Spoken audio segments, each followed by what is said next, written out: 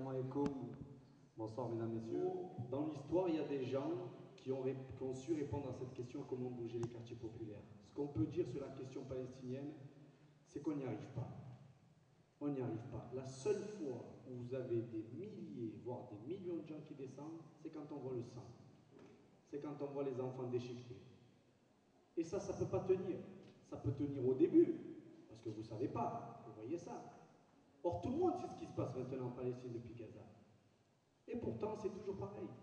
S'il n'y a pas de sang, si TF1, France 2 ou France 3 ne met pas à la télé un bombardement ou quoi, vous pouvez appeler toutes les manifs que vous voulez, il n'y a personne. Vous pouvez aller voir toutes les mosquées que vous voulez, ils ne jouent pas le jeu.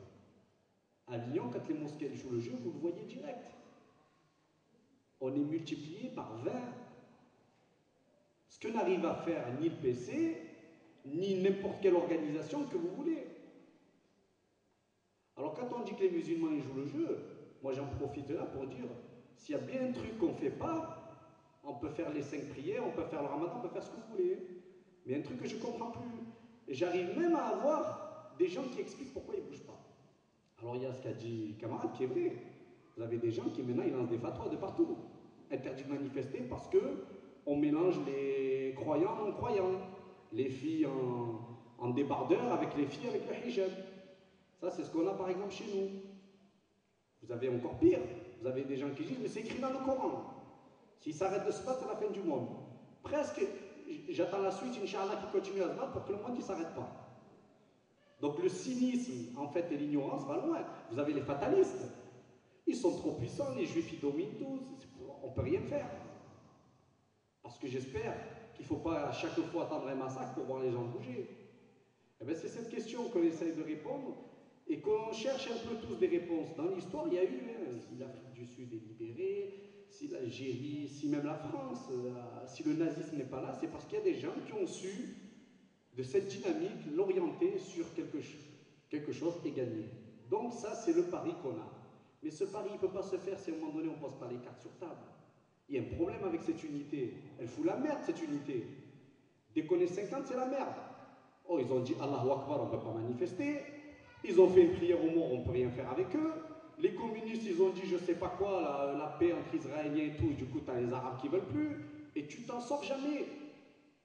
Voilà. La vérité, c'est que l'unité, c'est le meilleur bordel pour l'instant pour arriver à quelque chose de vraiment efficace. Alors nous, on a fait comme dit Ilem, on est sorti de l'unité. Parce que je ne vais pas... Oh, quand on a dit le mot sionisme, il y en a qui ont pété les plombs. Il ne faut pas dire sionisme, ça va faire peur aux Français. Non mais on va où là? Quand on fait des actions de boycott, on les fait tout seul maintenant. Et on est plus d'une centaine. Pourquoi? Parce qu'au début, oh, elle a le niqab. Alors ça, c'était le plus simple. Mais après, ils vont loin. Mais il ne faut pas dire ça au directeur, il ne faut pas dire ça, il ne faut pas dire ça. Et tu te rends compte que tu n'y arrives à rien. Alors quand on a fait RPP, c'était simple. On a pris que des gens motivés et que des gens qui... On n'a pas pris des intellectuels de... Voilà. Alors, on ne connaît pas toute la situation de la Palestine, on l'a découvert avec Gaza. Mais ce qui est sûr, c'est qu'on sait que quand on va dans un putain de magasin, je ne vais pas entendre les explications du directeur. J'en ai rien à foutre du directeur, je sais pourquoi il met des produits israéliens. Parce que les lobbies sionistes, parce qu'une partie de son entreprise, elle appartient même aux lobbies sionistes. Donc j'attends pas du sous-directeur d'Auchan qui m'explique pourquoi il y a des produits israéliens. Je m'en fous. On va le voir pour lui dire, tu enlèves tes putains de produits. Voilà, et on a fait ça Carrefour. Regardez la vidéo d'Avignon sur Carrefour. Regardez-la. Et dites-moi si vous voyez une vidéo comme ça dans toutes les tonnes de vidéos qu'il y a. Le directeur, il ne sait même plus où il est. C'est ça qu'il faut leur faire. Il faut leur montrer qu'on n'est pas, oui, on est pacifiste, mais on est déterminé.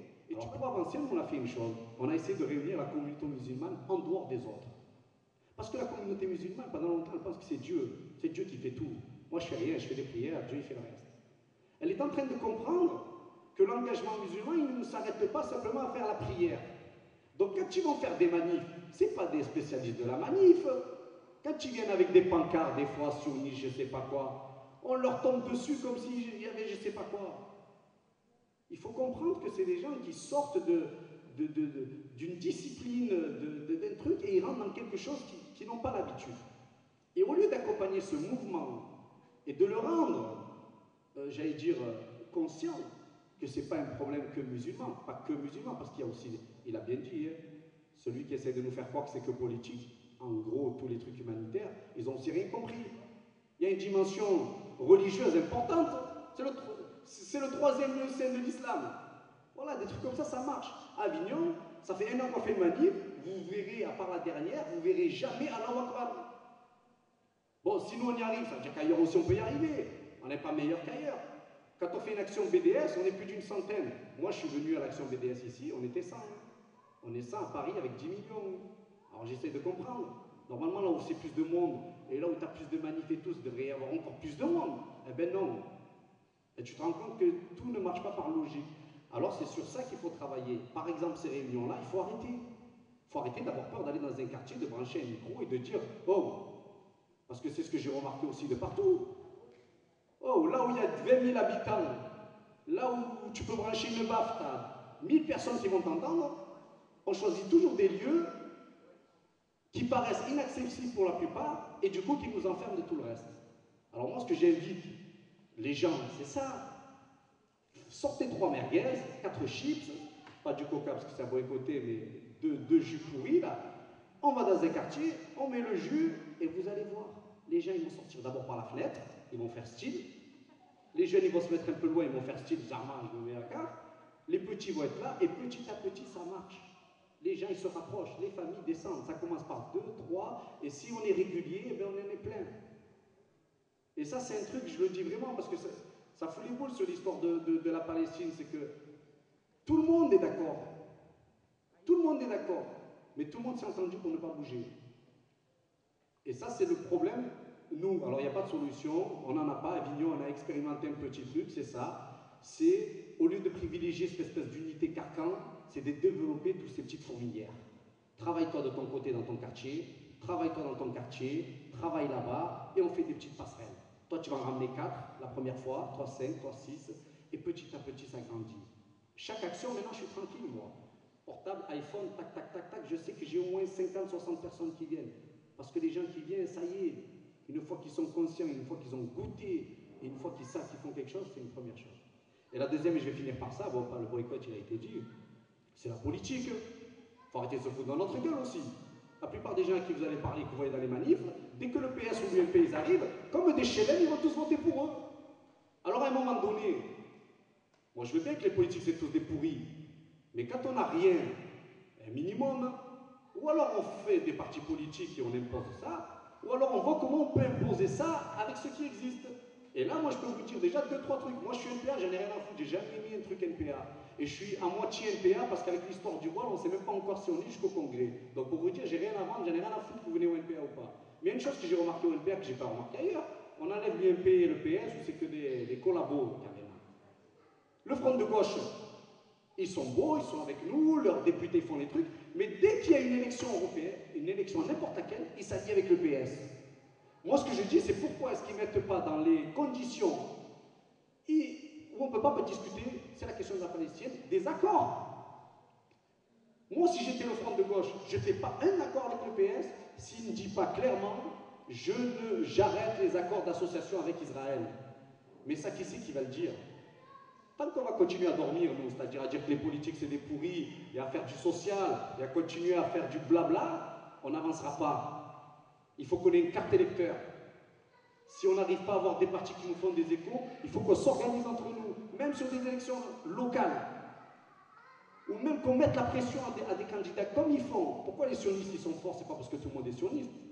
C'est parce qu'ils savent où toucher. À l'ONU, dans toutes ces conneries-là, ils savent où toucher, ils ont des bureaux juste à côté. Oh député, voilà, t'as 300 000 voix si tu fais ça, ça, ça, ça. Je t'enlève tant de voix si tu bouges tes fesses là-dessus. Eh bien ça, nous les Arabes, pourquoi on ne le fait pas? Nous les humanistes, pourquoi on ne le fait pas? Nous les Européens, les Africains, pourquoi on ne le fait pas? Et la question des retraites, c'est la même chose. La question des inégalités, c'est la même chose. La question des discriminations, de l'islamophobie, c'est la même chose. Ce qui se passe en Palestine, ça doit être la même chose que ce qui se passe au Rwanda, ce qui se passe de partout. Quand des gens morflent, quand dans nos quartiers les gens ils morflent, on se met debout. Et pas les hommes devant, les femmes derrière. Parce que pour l'instant, s'il y a grâce à quelque chose que la Palestine émerge, c'est grâce aux femmes. Et je peux vous dire, moi, pour avoir mené 1 an et demi sur Avignon, s'il n'y a pas les femmes, il n'y a rien. Voilà. Alors bravo à vous, mesdames, et Inch'Allah que ça aboutisse.